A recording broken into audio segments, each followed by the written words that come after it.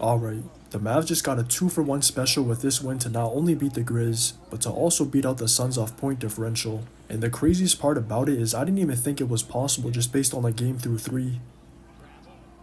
There was a big contrast in effort from the start of the night, and it was obvious the Grizz came ready to play because it was showing in all aspects of the game.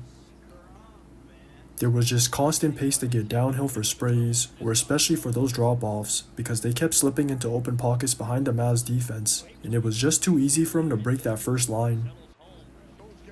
Once that happened, the Mavs couldn't recover in the scramble because they were slow on the rotations, getting burned for overhelping, getting caught ball watching, or not giving multiple efforts, and all that movement was allowing the entire team to eat, so there was a rhythm established. But that's without even mentioning the Grizz constantly crashing the offensive glass, and their defensive pressure was rushing the Mavs into speeding up their play, so they ran into a lot of turnovers. There were just bad passes, offensive fouls, or them losing the rock, and just through 3, they gave up 19 second chance points on the Grizz's 11 no boards, and 27 points off their 21 turnovers.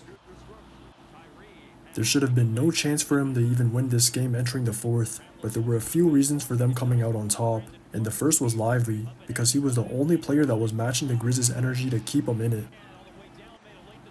He was always rim running, always in the right spot at the right time in the paint, always crashing the O-boards, and he had a lot of dunks and blocks that were creating momentum throughout.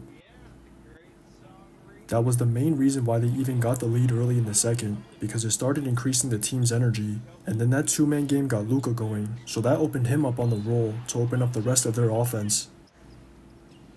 He did as much as he could to compensate for one of the worst games I've ever seen from Kai, and then the Whistles did just as much as him to help him run it back in the 4th.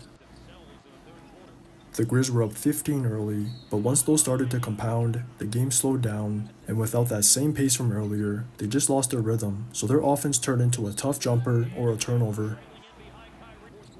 The momentum was gradually shifting in the Mavs' favor throughout, so that was energizing both ends for them, and it eventually led to that 10-0 run in the last 2.5 minutes that basically secured them the win.